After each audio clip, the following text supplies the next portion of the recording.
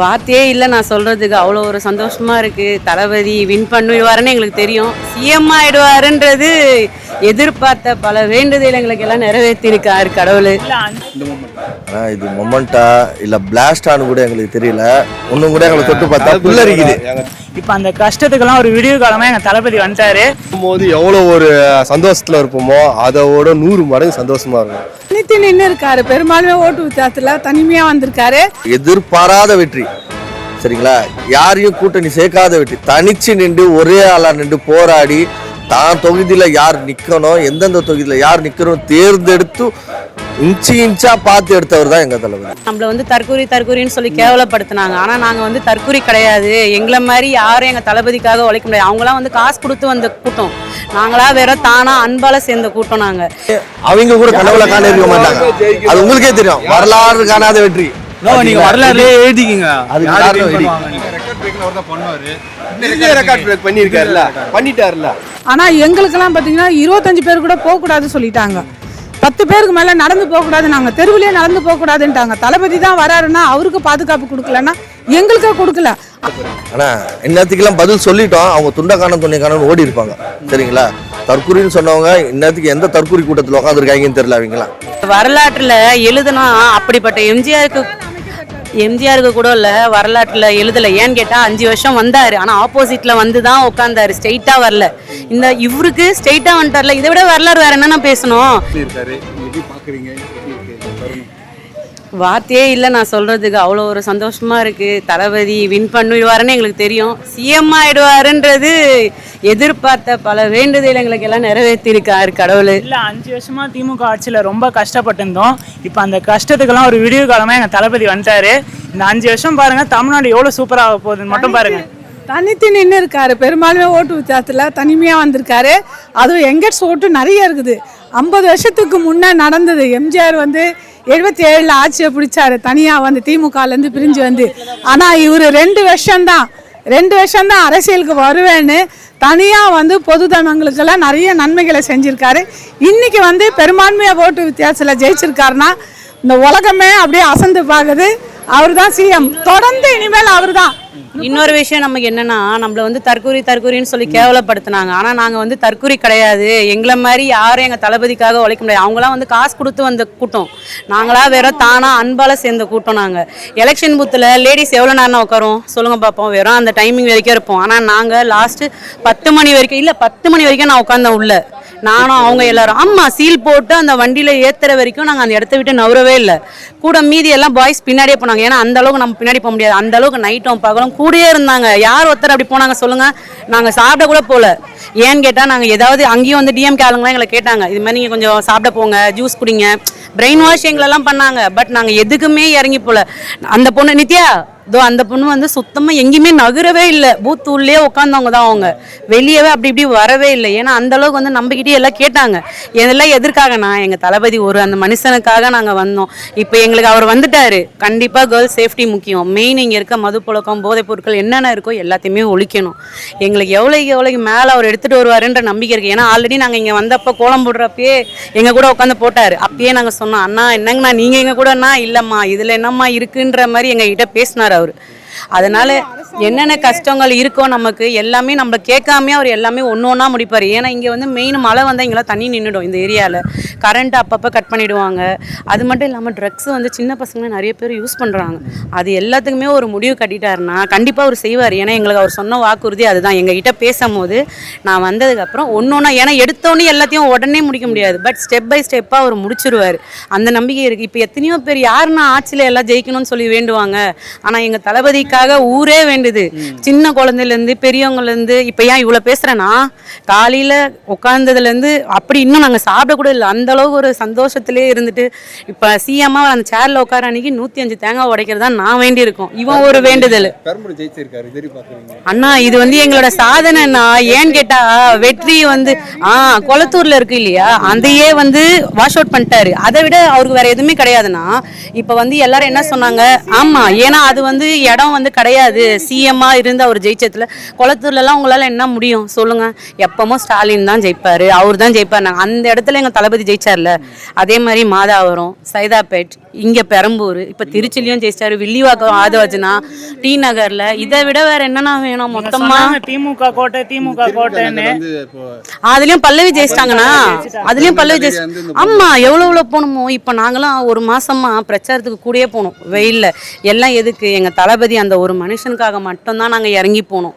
நாங்களாம் போய் அவரை பாக்குறப்ப அந்த பிரச்சாரத்துல ஒருத்தர் கையை கீறி பாட்டில மேல ஜூஸ் தூக்கி போட்டு எவ்வளவோ அவர் அனுபவிச்சார். அவர் நினைச்சாருன்னா படத்துல அனுபவிக்காதது ஆனா இதுல வந்து அனுபவிக்க போறாரு. காசுக்காக வரவரு அவர் கிடையாது, கூட்டத்துக்காக வந்தாரு, ஒரு பாசத்துக்காக நாங்கன்னு இறங்கி எங்களுக்கு செஞ்சாரு. அதே மாதிரி இப்ப அவர் சிஎம்மா ஆக்கிட்டோம், எனக்கு கன்ஃபார்ம் ஆயிடுச்சு. இதுக்கு மேல அவர் தானே சிஎம், வேற யாரும் கிடையாது. யார் வரலாறுல எழுதும்னா ஏன்னு கேட்டா ஓட்டிங் கவுண்டிங்ல 85% 89% வந்துச்சு பூத்துல. அன்னைக்கு எல்லாரும் ட்ரெஸ்ஸிங் கோட் எப்படி போட்டாங்க? இவங்க கொடுத்த காசு எல்லாம் வாங்கிக்கிட்டாங்க. ஆனா எல்லாருமே ட்ரெஸ்ஸிங் கோட் பாருங்க, ஒயிட். நானே ஒயிட் வித் இதுல தான் போனேன்.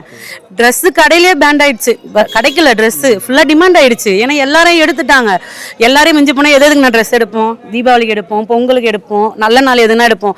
வரலாற்றுலயே இன்னும் எவ்வளவுதான் எழுதுறதுக்கு இருக்கு சொல்லுங்க பார்க்கலாம். ஒரு அததான் சொல்றேன், ஒரு வரலாற்றுலயே எழுதுற அளவுக்கு எல்லாமே பண்ணிட்டாரு. ஓட்டிங் லிஸ்ட்டும் அதிகமா வந்துச்சு. அது ஒரு ஃபர்ஸ்ட் ஓட்டிங் எழுத வேண்டியது. ரெண்டாவது ட்ரெஸ்ஸிங் கோடு. ஒரு எலெக்ஷனுக்கு யார் எடுப்பா சொல்லுங்க? நாங்களாம் பிறந்த நாள் நல்லது அந்த இதுக்கு தான் நம்ம எடுப்போமே தவிர ஒரு ஓட்டு போடுறதுக்கு எடுத்துட்டு போவோமா? பூத்துல உட்காரோம் எல்லாரும் நம்ம தான் டிவிக்கேன்னு பார்த்து அந்த அளவுக்கு சந்தோஷமா சிரிச்சுட்டு அதுலயே தெரிஞ்சிருச்சு. அப்பயே நாங்க எல்லாமே கம்ப்ளீட் பண்ணிட்டோம். ஏன்னு கேட்டா எல்லாமே இவருக்கு தான் வரப்போகுதுன்றது அன்னைக்கே எங்களுக்கு தெரிஞ்சிருச்சு. இருந்தாலும் அது ஒரு அனௌன்ஸ்மெண்ட் வரணும். இவ்வளோ ஏன் குழந்தைங்க எல்லாம் சாமிகிட்ட நின்று முருகா என் தளபதி ஜெயிக்க வச்சிரு, எங்க மாமா ஜெயிக்க, அந்த பூ விழும் போது அந்த குழந்தைங்க முகத்துல இருக்க சந்தோஷத்துக்கு ஈடு வேற எதனா கிடைக்குமா சொல்லுங்க பார்க்கலாம். இப்ப எல்லாரும் வேண்டாத தெய்வம் இல்லை, நடக்காதது ஒண்ணுமே இல்லை, எல்லாத்துலயும் சக்சஸ் தான். எங்க முருகரா இருக்கட்டும், எந்த கடவுளா இருக்கட்டும், எல்லாமே ஒண்ணுதான். எல்லாருமே எங்களுக்கு துணையான்னு இருந்து முடிச்சுட்டாங்க, நல்லபடியா நடந்துச்சு.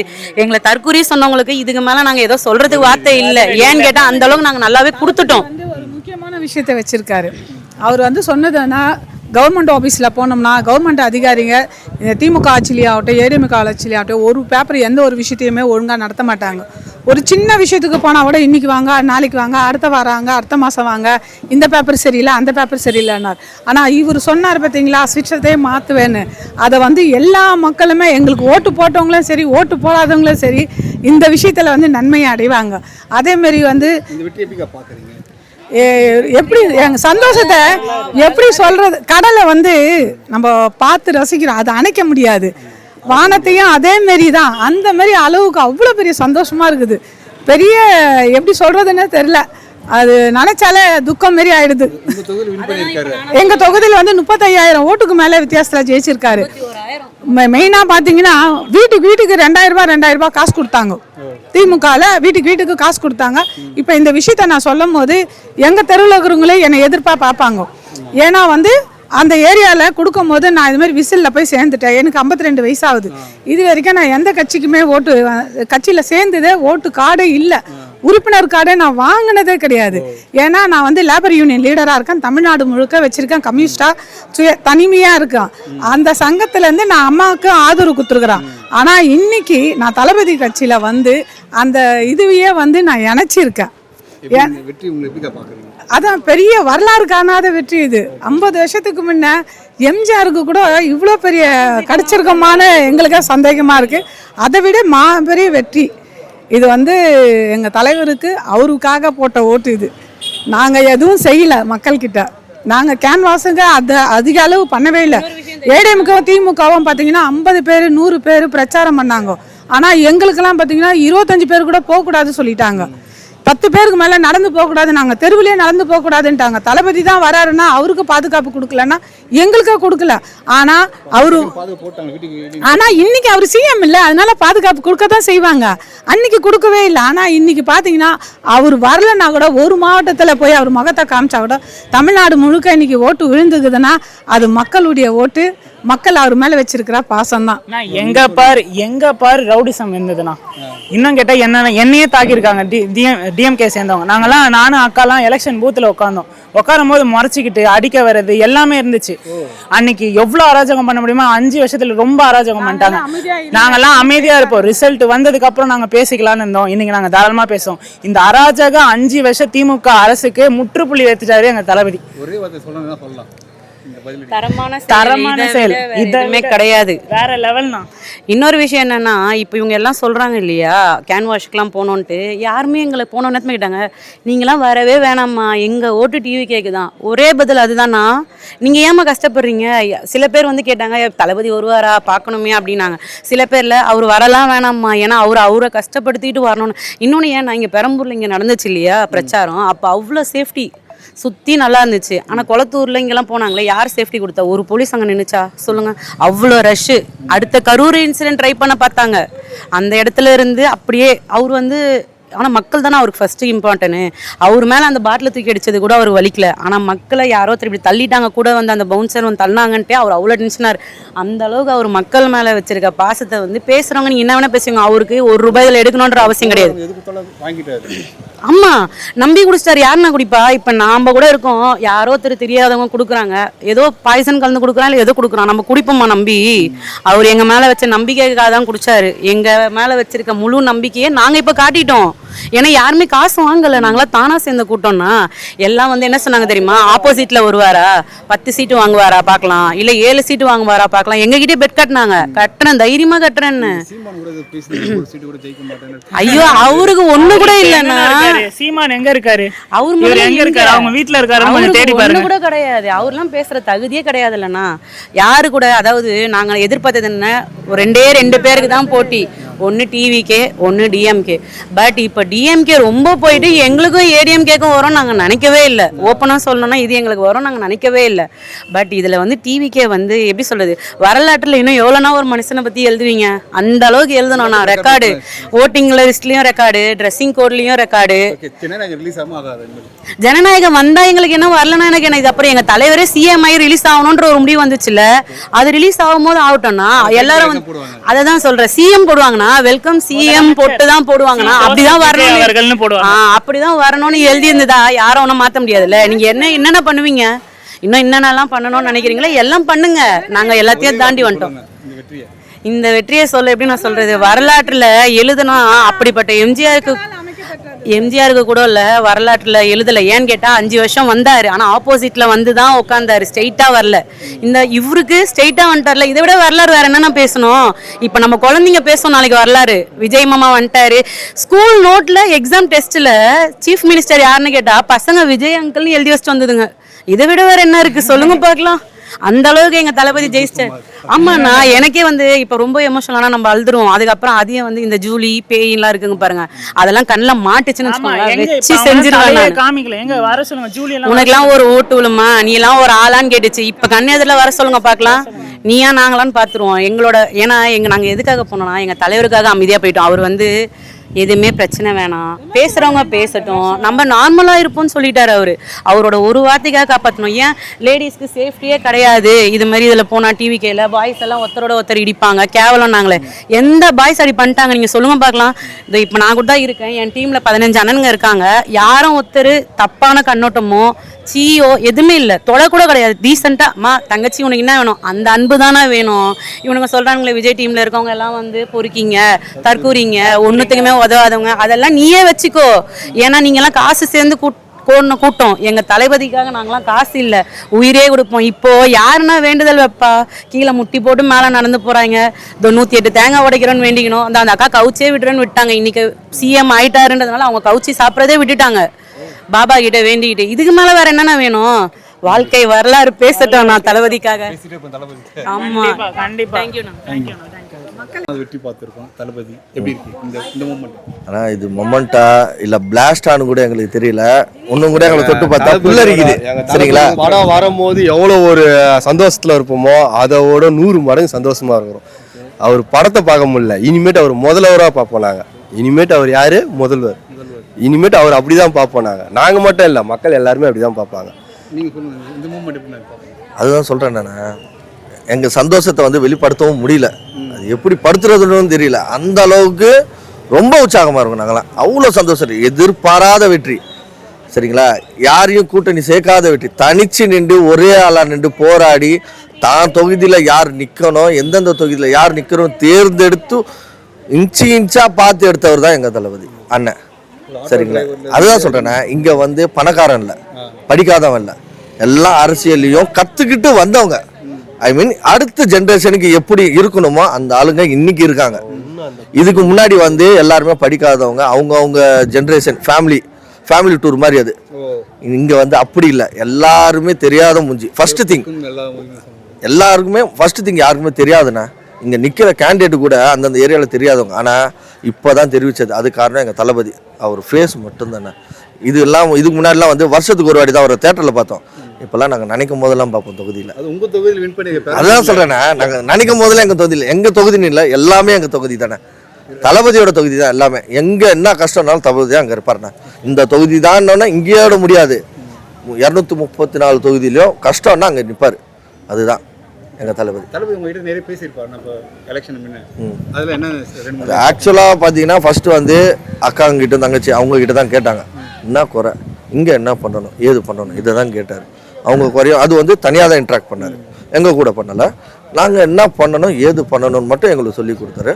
அந்த மாதிரி அதுக்கேற்ற மாதிரி தான் நாங்களும் பண்ணோம். ஆனால் உழைப்பு வீணாகலை, முழுசாக போட்டோம் உழைப்புலாம்.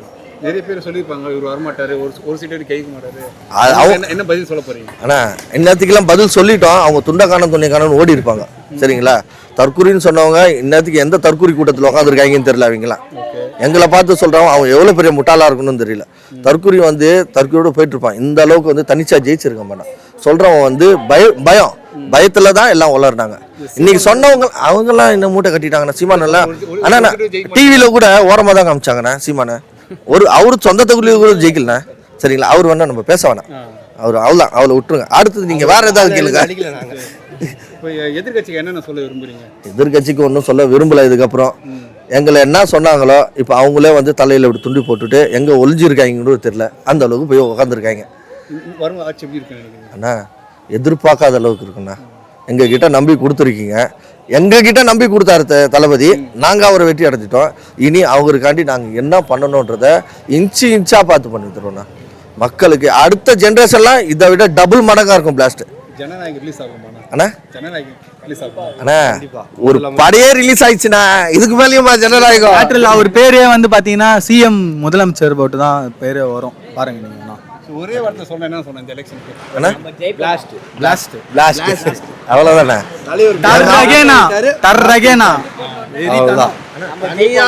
இந்த அளவுக்கு ஜெயிப்பாரான்னு அவங்க கூட கனவுல காண இருக்க மாட்டாங்க. அது உங்களுக்கே தெரியும். வரலாறு காணாத வெற்றி. நீங்க வரலாறுலயே எழுதிக்கீங்க. ரெக்கார்ட் பிரேக்ல அவர் தான் பண்ணுவாரு.